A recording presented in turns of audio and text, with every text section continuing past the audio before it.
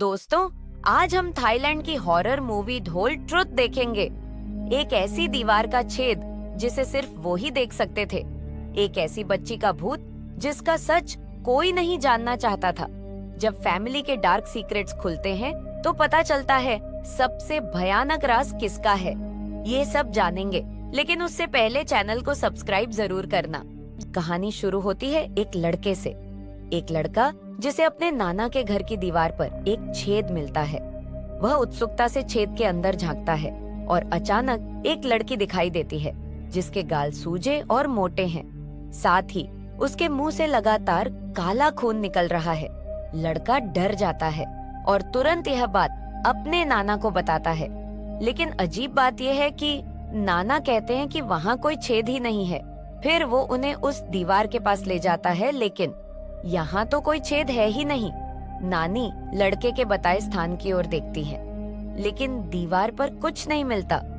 उन्हें शक होने लगता है कि शायद दोनों भाई बहन उनके साथ मजाक कर रहे हैं। उसी रात सोते समय उसकी बहन बिस्तर पर लेटी हुई सोच रही थी कि या तो नाना नानी झूठ बोल रहे हैं या सच में वह छेद नहीं देख पा रहे। तभी पास में लेटा भाई फिर से चौंकाने वाली बात कहता है। वह नाना नानी के जिंदा होने पर सवाल उठाने लगा, क्योंकि पिछले कई सालों में माँ ने कभी नाना नानी का जिक्र तक नहीं किया। फ्लैशबैक में हम देखते हैं कि एक अजनबी आदमी गेट पर आया। उसने खुद को भाई बहन का नाना बताया। अपनी बात साबित करने के लिए नाना उन्हें अस्पताल ले गए। कार दुर्घटना में बेहोश माँ को देखकर भाई बहन फूट फूट कर रोने लगे। तभी एक औरत आई जो खुद को नानी बता रही थी। उसने बहन जिसका नाम आपिंग था उसे गले से लगा लिया, लेकिन नानी ने भाई जिसका नाम शुआई था उसको गुस्से से देखा। नाना ने समझाया, नानी को शॉर्ट टर्म मेमोरी लॉस वाली बीमारी है, इसलिए उन्हें अक्सर कुछ याद नहीं रहता। जल्द ही नानी ने शुआई के साथ प्यार से बात की। बेटी की बेहोशी देखकर और बच्चों की देखभाल के लिए कोई न होने पर नानी ने कहा, घर आकर रहो।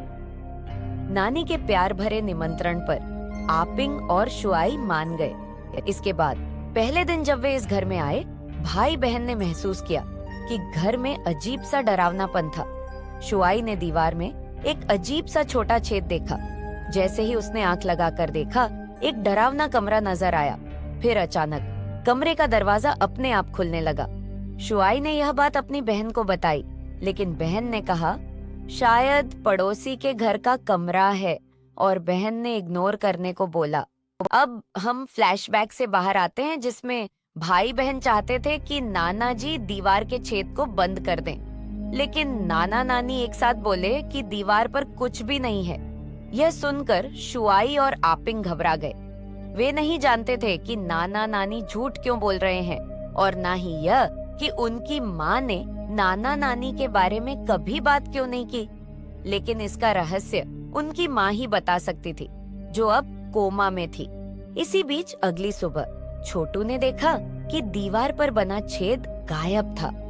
इससे पहले कि वह समझ पाता, नानी एक बड़ी बोतल दूध लेकर आई। उन्होंने छोटू को सारा दूध पीने के लिए मजबूर किया, यह कहते हुए कि दूध हड्डियों के लिए अच्छा होता है। उनकी नजर छोटू के पोलियो वाले बाएं पैर पर थी। लेकिन जैसे ही छोटू स्कूल पहुंचा, मुसीबतें आनी शुरू हो गईं। स्कूल के बदमाश लड़कों ने उसकी बहन का एमएमएस बना लिया था। उसने छोटू को इससे ब्लैकमेल किया कि अगर वह उसकी बहन से सेटिंग नहीं कराएगा तो वीडियो ऑनलाइन डाल देगा। मजबूर होकर छोटू बदमाश लड़के को नानी के घर ले गया और बहन का घर आने का इंतजार करने लगे। फिर हम देखते हैं छोटू को दीवार के पीछे से अजीब आवाज सुनाई दी।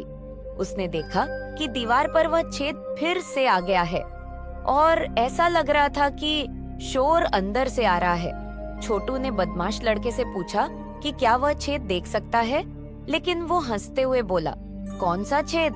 यहाँ कोई छेद नहीं है।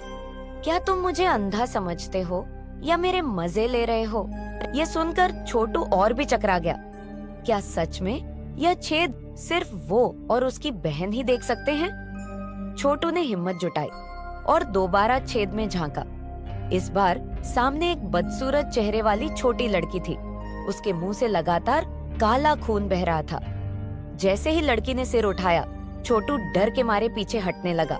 बदमाश लड़का उसका मजाक उड़ाते हुए बोलता है कि असली मर्द भूत से नहीं डरते और दीवार के पास जाने लगता है। लेकिन जैसे ही दीवार के पास पहुंचा, एक अजीब शक्ति ने उसके सिर को दबा दिया। खून से सने हाथों को देखकर उसको लगा कि छोटू ने धोखे से हमला किया। उन दोनों के बीच लड़ाई स्टार्ट हो जाती है, लेकिन ठीक समय पर उसकी बहन वापस आ जाती है।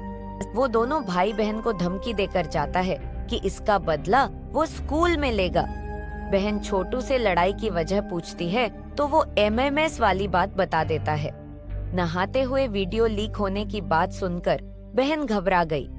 इसके बाद दोनों भाई बहन खून की सफाई में लग जाते हैं। जैसे ही नानी माँ वापस आ गई, जमीन पर खून के निशान देखकर उन्हें पागलपन का दौरा पड़ा और नानी माँ ने भाई बहन को अपनी बेटी और दामाद समझा और दामाद को बाहर निकालने की बात कही।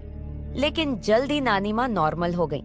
तभी नानी माँ ने खाली दीवार की ओर देखा और अचानक बोली, घड़ी में मेरी दवा का टाइम हो गया है, मुझे एक गिलास पानी दो। दीवार पर कोई घड़ी नहीं थी। नानी माँ को समय का पता कैसे चला? आधी रात को दोनों भाई बहन जोर की चीख से जाग गए। कमरे से बाहर आकर उन्होंने नानी को जमीन पर लुढ़कते देखा और नाना पर गुस्सा हो रही थी। फौरन दूसरे दिन सुबह उठकर नानी फिर से ठीक हो गई थी। उसे कल रात की बात याद नहीं थी। हालांकि भाई बहन सोफे पर नानी की शॉर्ट टर्म मेमोरी लॉस पर बात कर रहे थे जब उन्हें बदमाश लड़के का फोन मिल गया। बहन खुश हो गई। वह वीडियो हटाने ही वाली थी, लेकिन तभी दीवार के अंदर से एक अजीब आवाज आई। बहन ने छेद में देखा। एक खून से सनी हुई लड़की अलमारी से बाहर रेंग रही थी। बहन का डर देखकर छोटू भी देखने को बेचैन हो गया। लेकिन जो देखा वह दृश्य शायद उसकी रातों की नींद हराम कर देगा। दोनों को शक था कि वह छोटी बच्ची नहीं बल्कि कोई भूत था। अगर वे अंदर गए तो खुद ही फंस जाएंगे। बहन ने फिर से दीवार की ओर देखा। वहाँ एक अजीब सी चेहरे वाली लड़की थी जो धीरे से अपने गोद में बच्चे को चुप करा रही थी। लेकिन अगले ही पल लड़की ने बच्चे के ऊपर ही उल्टी कर दी। बहन डर गई और तुरंत पीछे हट गई। उसने बताया कि अभी दिन था, लेकिन गुफा की लड़की अंधेरे में खड़ी थी। यह घर सचमुच ही भूतिया था। उसने छोटू को चेतावनी दी कि वह फिर कभी अंदर झांके भी नहीं। अगर वे इस छेद को नजरअंदाज कर दें तो सब कुछ ठीक रहेगा।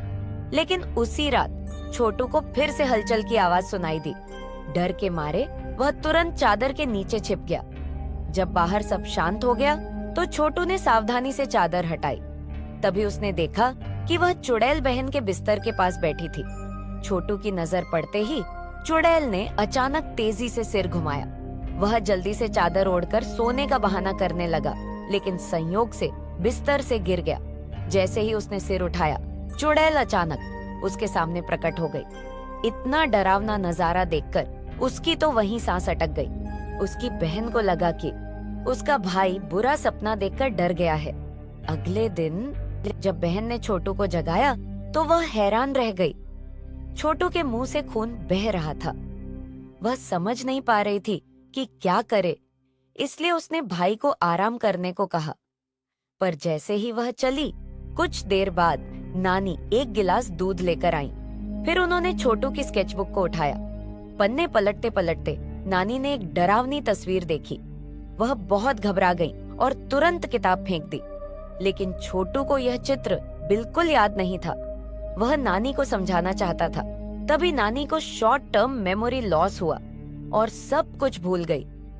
टेबल पर रखा दूध देखकर नानी ने छोटू को जल्दी से पीने के लिए कहा। उसे एक बड़ा घूंट पीता देखकर नानी चैन से कमरे से बाहर चली गई। मगर छोटू भी उस अजीब तस्वीर को देखना चाहता था, लेकिन वो तस्वीर गायब हो गई। तभी एक बिल्ली ने दूध का गिलास गिरा दिया और चुपके से कुछ घूंट पी लिए। अब हम देखते हैं बहन स्कूल से घर लौटी तो छोटू की हालत बहुत बिगड़ चुकी थी। नानी का कुछ पता नहीं था, इसलिए उसने तुरंत नाना को फोन कर मदद मांगी। लेकिन नाना के आने से पहले ही उसी वक्त नीचे से फिर एक अजीब आवाज आई। अपने मन के सवालों को सुलझाने के लिए बहन ने हिम्मत करके धीरे से झांका। सामने पहले एक शराबी आदमी दिखा, उसके बाद खून से सनी एक लड़की अलमारी से बाहर रेंगती निकली। कुछ ही देर में बच्ची मर गई, लेकिन आदमी को इसका कोई एहसास नहीं हुआ। बहन को अचानक समझ आया, शायद लड़की ने यह सब दिखाया ताकि वह अपनी मौत का राज बता सके। फाइनली तभी छोटू को समझ आया कि गुफा के कमरे की बनावट उनके नाना के घर जैसी ही थी। जहाँ घड़ी लगी होती थी वहाँ भी एक साफ निशान था।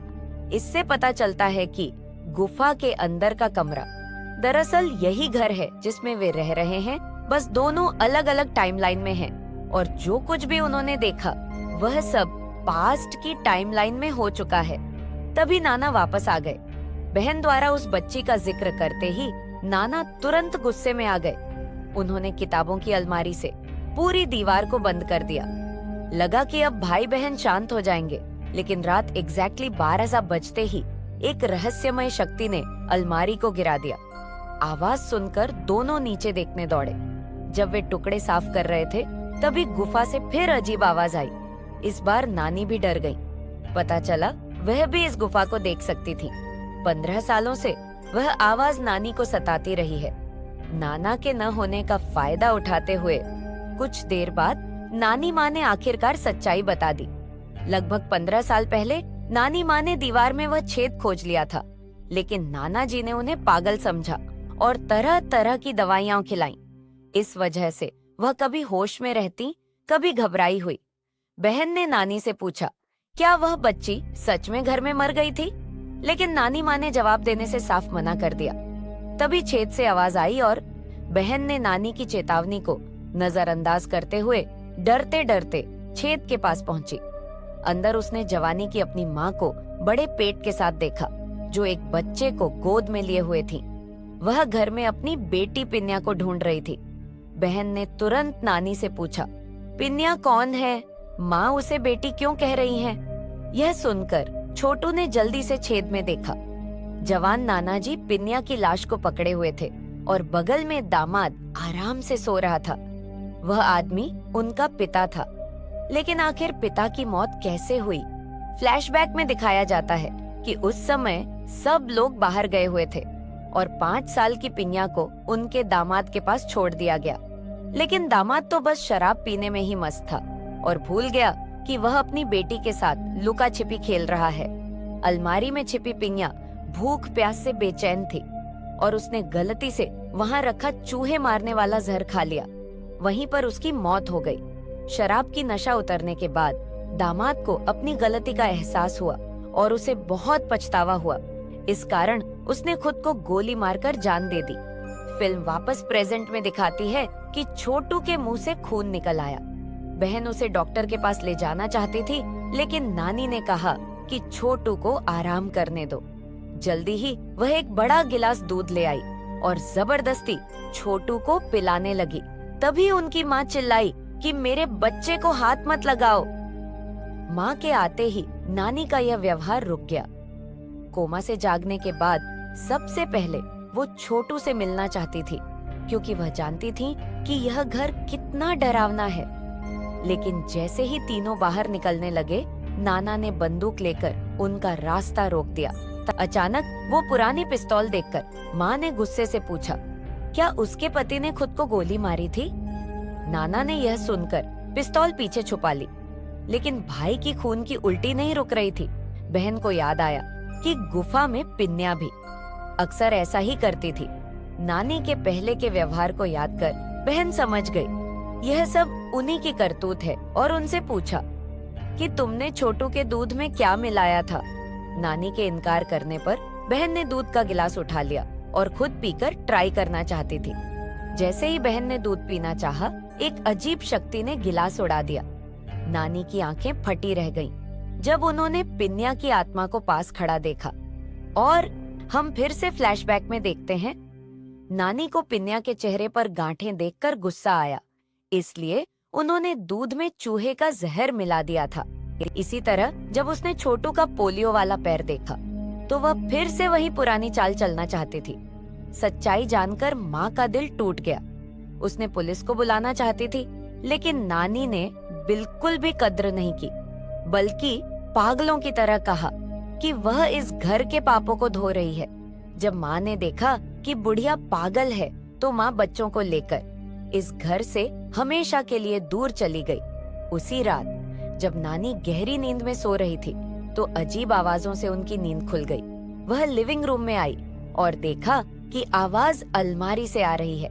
नानी ने हिम्मत करके धीरे से अलमारी खोली, तो अंदर पिंगिया छिपी हुई थी और बोली कि नानी, मैंने सारा दूध पी लिया, अब मुझे गले लगाओ, मुझे भी प्यार करो। नानी की चीख सुनकर नाना भागकर आए, तो नानी जमीन पर लगातार कांप रही थी। उनके हाथ में चूहे मारने का जहर था और नानी का शरीर अचानक से हिलने लगा और अजीब मुद्रा में खड़ा हो गई। इसके साथ ही वह अपने मरे हुए दामाद के रूप में बदल गई थी और मौत की सच्चाई बताने लगी। फ्लैशबैक में दिखता है कि पास्ट में नाना ने पिन्या की मौत का सारा दोष शराब पीने वाले दामाद पर डाल दिया और सीधे उसे गोली मारकर मार डाला और दीवार पर लगी गोली यानी होल को भी सफलतापूर्वक छुपा दिया। दामाद को लगा कि यहाँ भूत बनकर बदला लेगा, इसलिए अपने बचाव में गोलियां चलाना शुरू कर दिया। गोलियां खत्म होने के बाद उसे पता चला कि उसने अपनी ही पत्नी को मार डाला है। नाना को तुरंत पछतावा हुआ। उसने निराश होकर अपनी जान ले ली। लेकिन हमें एक और ट्विस्ट पता चलता है। हमें पता लगता है असली कातिल तो छोटू की माँ थी। फ्लैशबैक में दिखता है छोटू की माँ ने दीवार के छेद से अपनी बेटी पिन्या को अलमारी में छिपते हुए देखा था और जानबूझकर उसे अंदर बंद कर दिया और अपने शराबी पति से नाखुश थी। उसने गुस्से में आकर अपने पिता की गन उठाई और उसे मार डाला। नाना अपनी बेटी को जेल नहीं भेजना चाहते थे, इसलिए उन्होंने सबसे झूठ बोला। तो दोस्तों, इस मूवी का क्लाइमैक्स आपको कैसा लगा कमेंट में जरूर बताएं। अगर वीडियो पसंद आया तो लाइक करें और चैनल को सब्सक्राइब करें।